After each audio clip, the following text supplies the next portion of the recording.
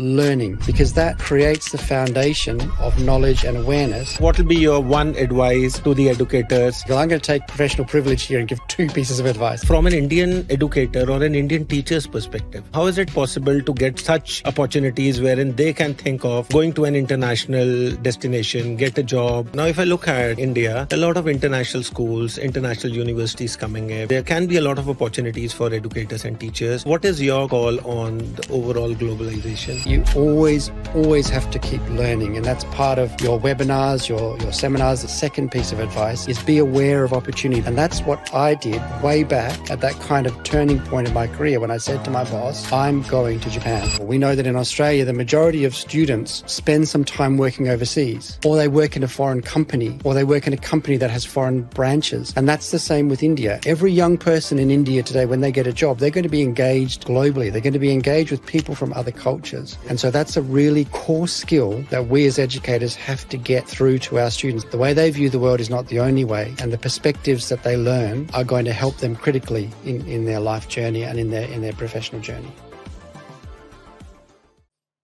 Hello, everyone. Welcome to our show, Spin the Career Wheel with Nikkhiel Malhottra.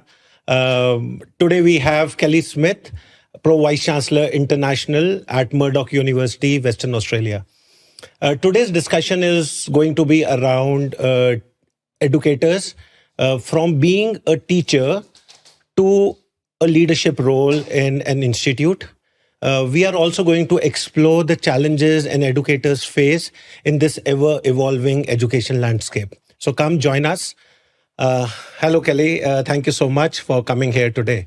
Hi, Nikkhiel. Thank you very much for inviting me. It's a real pleasure, and I have to say an honor to be with you today and to have the opportunity to share some ideas with your audience and to discuss this really interesting and important topic. Thank you. Thank you. We are equally thrilled, and especially because of your background of being an educator to where you are today at one of the leading positions at the university. And I think your personal journey is going to motivate a lot of educators, young teachers in India to excel in their careers. Thank you so much. So we'll start with maybe I know that you started as an educator, as a teacher. Can you just tell us about your journey? Yeah, so I started my career, thanks, Nikkhiel. It's a good question. I started my journey as a teacher and educator, not a teacher in high schools or to younger students, but principally a teacher to adults. I undertook a specialist teaching program in teaching English as a second language or English as a foreign language, and then engaged in that type of teaching. I worked as an educator for approximately 10 years in both Japan and in Australia. Okay. So when you say Japan, so what inspired you to shift to a leadership role, or that just happened? So where it all started? Yeah, the shift to a leadership role happened after I returned from Japan. So I undertook the university education, did the specialist training in teaching English as a foreign language. I worked for a short time in Australia, and then wanted, I guess, to have a little bit of an adventure, really. And I knew that the teaching qualification would allow me to work in Japan. And so I chose to undertake a teaching experience in Japan. It started off as a 1 year journey, ended up 6 years. So I started with the idea of being in Japan for a very short time and ended up being there for quite a long time. And not just being a teacher in Japan, but also being a student. So I did undertake some study in Japan as well. So what was that like? What was the need of doing some studies in Japan like? In some ways, it wasn't so much need as it was interest, really. I mean, I was living in Japan. I lived in Japan, as I said, for a year initially, and that was the initial plan. And then it just extended. And in some ways I thought, how can I be here in a country and not be in the country, if that makes sense? Because in some ways, if you don't speak the language of the country, there's always a disconnect between, you're always an outsider. But if you actually engage and know the language and study the history and understand the context, you become much more embedded in the country. So it was a journey from, I guess, being a temporary short-term visitor to having a a more embedded frame within the country, including studying at a Japanese university for some time and working part-time as a teacher. So education always sustained me through. Working as a teacher sustained me through. But I studied at a university in Japan and then also was working part-time, but then also got to the point where many of the people I knew and was associating with in Japan didn't speak English. Correct. So effectively that to me just made sense, that I was in a country and engaging and living and immersing in the culture completely. So it wasn't, although it did become, and I'll probably explore this a little bit later, it did become part of the journey plan a little bit later. But initially it started with just an interest and a wanting to be part of a place as opposed to just visiting a place. So Kelly, again, Japan plays an important role, like what I've understood so far. Now, coming from an Indian educator or an Indian teacher's perspective, how is it possible to get such opportunities wherein they can think of going to an international destination, get a job, or how Japan happened to you? Yeah, I guess in some ways this is my experience. So it's not going to be replicated exactly for everybody. And I'm not saying that everybody needs to go and spend some time in Japan, because that's not possible for everybody. But it's kind of more the conceptual journey that we're thinking about as you progress from being a teacher through to being an administrator. And for me, that part of that was the Japanese journey. So after I finished studying in Japan, I decided to return to Australia. And I went back to Australia and continued as a teacher. So I then got a full-time role as a teacher again, working at a language centre at a university. Okay. And that is what sustained me when I went back to Australia. But then I had the idea of, well, if I want to move into administration, I need to do something to learn about administration. So I decided to enroll in an MBA. Okay. And in some ways, in my mind at the time, it was the idea that, okay, I know Japanese, put it together with an MBA, maybe that's a good combination. So that was, I suppose, the basis of the plan. But at its core was the idea that if I want to become an administrator and a leader, I can't do it unless I study. So for me, it was part of that learning journey, and that's why I did an MBA, was to gain that experience and that understanding of how to be a leader.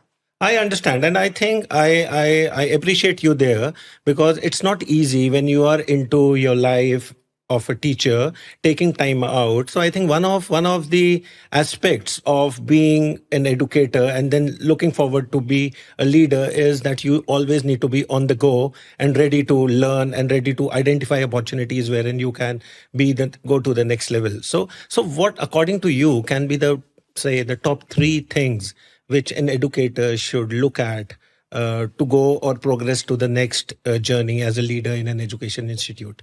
I think the first one is that learning journey, that basically as educators, there's a temptation to say we finished our teaching qualification and therefore we will just stop, we won't learn anymore. But if you want to continue, you need to continuously learn. And there's a lot of programs that will help people to learn about leadership. There's Masters of Education in Leadership, there's MBAs, there's all sorts of programs. I did an MBA. There are other programs people could do. But I think if you want to transition into leadership, you need to move beyond that initial teacher qualification and undertake study to learn about what it means to be a strategic thinker and a strategic leader. That's a very critical skill. The second one, I guess, is that idea of being open to opportunity, to always look for opportunity and to be willing and able and forthcoming and proactive in seeking out opportunities. I think I agree with you on that. It is more about within. It is not that every teacher can become a leader. Leadership things is attributed, is within, but at the same time, somebody needs to always look for opportunities and have that initiative qualities to jump onto new opportunities. So how do we frame that? I think what we were getting to the point there is basically that point of transition between teaching and leadership, and that idea of me speaking to my boss. So that probably is where I was feeling we were going. What can be that one instance which you think really changed? That effectively people, when they're a teacher, they need to realize that there are many things, there are many skills. So effectively, as I said, there was that point in the journey when I had that discussion with my boss, but that led on to the opportunity then when I actually applied for a role. And then I thought reflectively about all of those things before. So putting all the skills together of a teacher and of the formal education, and then saying, how does that all fit together into an administration role? And then using that as the basis for the application. Now, if I look at Kelly, India, there are a lot of international schools, international universities coming up, and there can be a lot of opportunities for educators and teachers to be a part of this ever-changing landscape. So what is your call on the overall globalization? I think globalization is it's inevitable in many ways.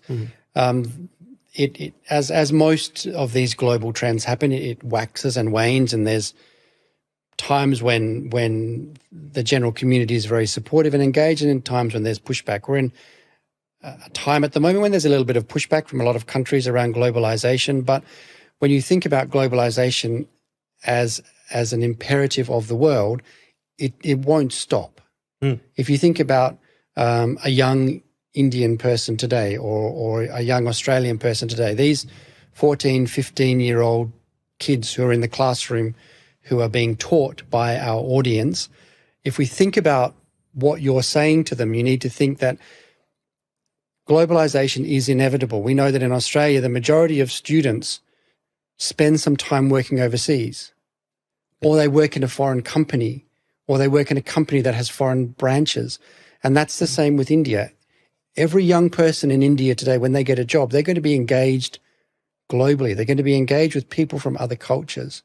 Yes. And so that's a really core skill that we as educators have to get through to our students. They have to understand that the way they view the world is not the only way, and the perspectives that they learn from globalization, from experiences in other countries, are going to help them critically in their life journey and in their professional journey. No, I totally agree. And I think it is again coming back to our teachers and educators that we all need to understand the importance of globalization, that it's coming, it's right here, and we need to gear up ourselves so that we are up in the times and students come back and see value in what we are delivering other than the academics. So I am with you. On that note, another thing, again, coming from, I want to ask this from your personal background, what was that one thing which you will say really helped you in transitioning from an educator to this position where you are today? I guess if we go back to what I was saying before about a lot of the foundational things I built. So I was a teacher for 10 years, but I also was a student during that time. So I studied Japanese. I then studied an MBA, and all of that was done while I was still teaching. So that learning journey never stopped. But there was a time that I recall when I was working at university in Australia as a teacher, and I was going on holiday. And of course, it was fairly early when I'd gone back to Australia, and I was feeling a bit nostalgic about Japan. I needed to go back and meet with all my friends and speak Japanese again. So I'd booked a holiday, and I was going on a holiday in Japan. And before I went on holiday, I just went to my boss and said, I'm going to Japan for a holiday. Yeah. Is there anything I can do for you? For the organization, is there anything I can do for you while I'm in Japan? And she said, yeah, sure. We get quite a lot of students from Japan. We have partnerships with Japanese universities. Take a couple of days. Here's the institutions. Here's the organizations. Go and visit them. So I said, yeah, sure. Okay, I'll do that. And in doing that, it wasn't a conversation where I went to my boss and said, I'm, anxious and, I want to advance my career and I want to achieve things and I want to grab this opportunity and I want to do it and I want you to compensate me for it or anything like that. It wasn't that kind of a conversation. It was just going to my boss and saying, I'm going there. Is there anything I can do for you? If there is, great. And yeah, perfect. I think I relate to that. And I think it's more to do with owning what you are doing. And if as an educator, I think that's enough reason for everyone to do a great job because we are known by what we do. And I think we don't need any incentives from any of the organizations. So yeah, I think that's good. Now, and coming back to your recent initiative of the delegation of educators to Murdoch University. So you have recently partnered with iStep, and you're welcoming this delegation to Murdoch. So what was the thought behind this partnership? What was the reason you entered into this and you're ready to have those educators at your university campus? I think the thought behind it, I guess, Nikhil, is my inherent belief in globalization and in the imperative of globalization, and then in the need for educators to have a global perspective. So my hope in these educators coming to us in Australia is that we can help somewhat in the journey of understanding different education systems, different imperatives, because this should enrich these participants as educators, and after it they should be better equipped to be able to equip their students with what they need to be successful in the future. Yeah, so you plan to have them only at the campus, or is there any other organization you will want them to visit? So it is just the university exposure, or there can be some other exposure to them? We're thinking of a number of different things. It's a little bit formative at this stage, so we are still exploring. Obviously, there will be visits to the university campus, and a lot of the engagement would be with our education faculty. So we have a very prominent school of education that covers everything from early childhood, primary, all the way through to high school, to year 12, effectively. So we train teachers. So we will engage with those academics, and we'll have seminars and activities where people will learn from educational experts. So these are people who are very advanced in their research of the latest educational pedagogies. But the other thing I was thinking is, why not then also engage with local schools? Correct. So why not go to a local high school or a local vocational provider and actually have our visitors spend some time and see what does an Australian school look like? Because the pedagogies are different. Yes. Obviously, we all have the same goal, don't we? As educators, we all have the same goal. We want to create well-balanced, productive, global, national citizens, people who will go out into the world and have good jobs and have families and contribute to society. That's the goal of every educator. In some ways, the nicest part of our experience, it sounds bad to say, but the nicest part of our experience is when we say goodbye to a student and we see them moving forward confidently into the world. That's the goal of all of us. Yes, and I think there cannot be anything more satisfying than that. And I always say that as an educator, I also started my career as a teacher. So I always come back and say, as an educator, the best thing is when you know that you have successful students, happy families, parents are so proud of what their kids are doing. And I think that's where you feel that, yes, this is the best profession you are in. And again, and something coming from me as an individual, I always dream of that in India. When we go to our classes and we see our students, they all come back and say, I want to become an engineer or a doctor or something which is the future careers. I always want that we all need to really work hard towards it, that we want our kids to come back and say, I want to be an educator. And this is where I have started this journey and helping our teachers to get that exposure so that people see that educators are not just teaching, they are contributing to the next level in a student's career. Yeah, it's funny. I think we're educators, but we're also, family people, we're parents. I think all of us as parents need to take a breath sometimes and think that not everybody needs to be an engineer or a doctor. Yes. If the whole world became what their parents wanted, we would have a whole world of engineers and doctors, and we'd be a bit challenged. Correct. We'd have no pilots or IT specialists or media people. I think at the end of the day, as educators, as parents, all of us have to kind of create that framework to tell the students that they're safe to progress onto the career that most inspires them. Yes, I think, and that's the critical role of an educator, is to create that framework and that foundation from which the students can then progress into something that inspires them. I mean, if you go back and think of what was the fundamental thing that attracted me to the work I do now, it was about being interested in the world and in other cultures. So Kelly, your journey took you to Japan. But if I look at Indian educators, there will be many who will not have this opportunity to visit any international destination. So what do you think we can do to help them progress the way we want them to progress and still get that international exposure? Nikkhiel, that's a really good question. And thank you for raising that, because in talking about my journey, I actually hadn't reflected on the fact that for most teachers, their experience will be local, and they won't have that opportunity. I was very lucky when I was quite young to have that opportunity. But most teachers will spend their careers probably in one place. I think the important thing to do is to realize that there are opportunities to engage internationally even without traveling. Murdoch University has run a number of webinars through the I-STEP program with forensic science. So we had a terrific forensic science podcast with Professor Paola Magni, who is a very prominent forensic scientist in Australia. Fascinating career. She studies insects and dead bodies. It's a little bit macabre, to be honest, in some ways, but she related that to chemistry teachers effectively and as a way to kind of really engage that interest. And as I said before, keep the students awake. I remember that. It was in Delhi and there were like 50 chemistry teachers sitting in that hall, and Paula had this session. So it was one of the best sessions, and she named it very interesting. It was Crime, Critters and Clues. So we all were like, okay, we are going to a different world altogether. Yes, yes. I think this such exposures also give teachers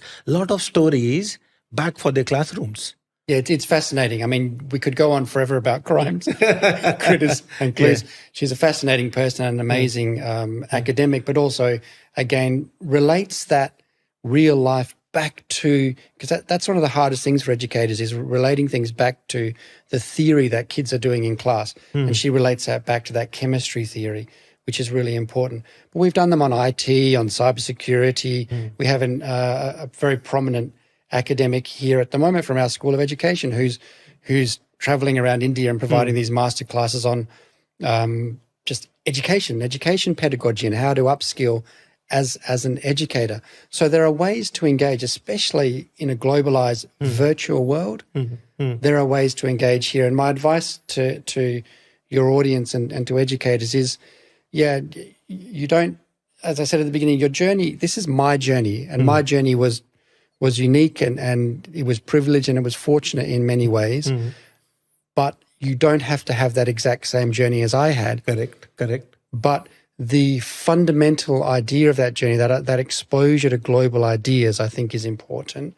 And that's where these virtual means that you are facilitating, thank you, through your programs. That's where these virtual means can help teachers here to gain that critical exposure internationally. Thank you so much, Kelly. Thank you so much. And on the last note, I think what will be your one advice to the educators before we end the show? Sure, thanks, Nikkhiel. I'm going to take professional privilege here and give two pieces of advice. Oh, see, even though you said give me one. Thank you. Two pieces of advice. So going back, I guess, my journey and this continual process of learning, I think there sometimes can be a temptation for us as teachers, as educators, to kind of do the first degree, get qualified, and then kind of stop. I think you always have to keep learning, and that's part of your webinars, your seminars, the series, the I-STEP program, the going to university, whether it's just a short program, whether it's a longer program, whether it's a full degree like I did. Right. Keep learning, because that creates the foundation of knowledge and awareness so that when the opportunity comes along, and that's the second piece of advice, is be aware of opportunity that's around you. There's opportunity around you all the time. And that's what I did way back at that kind of turning point in my career when I said to my boss, I'm going to Japan. So she didn't just say, oh, yeah, great, you're going on a holiday, off you go. She, I think, looked at me as an individual and said, I know you're doing an MBA now. Okay. I know you speak Japanese. I know that when I send you there, I know you're a good teacher. I know that when I send you there, you are going to represent us well. Great. So it was those two things together. It was the fact that I have the foundation of knowledge. So without that, she probably would have said, no, thanks. It's nice of you to offer, but no, thanks. Foundation of knowledge, and then the idea of being open to opportunity when it comes along, because in everybody's life, in everybody's career, serendipity plays a really critical role. An opportunity comes along, you may not know it's going to come along, but you have to be ready for it when it does. Yes, and I'll end on that, on your first advice, that yes, learning is so important, not just because you have to learn something new, but because of the ever-changing education landscape. There's so much new with all this AI, ChatGPT, the globalization which you talked about. It's so important for everyone to have that first advice, follow that one. It is, Nikkhiel. Now you're opening up another podcast on AI, but maybe not for today. Yeah, not for today. Thank you so much. Thank you so much for being here. It was lovely talking to you. Thank you. And thank you to your audience as well. I really feel honored and grateful that you're willing and interested in listening to my story. Thank you. Thank you, Kelly. Thanks everyone for being here. We'll come up with more such shows and keep you updated on what's happening in the education landscape. Thanks.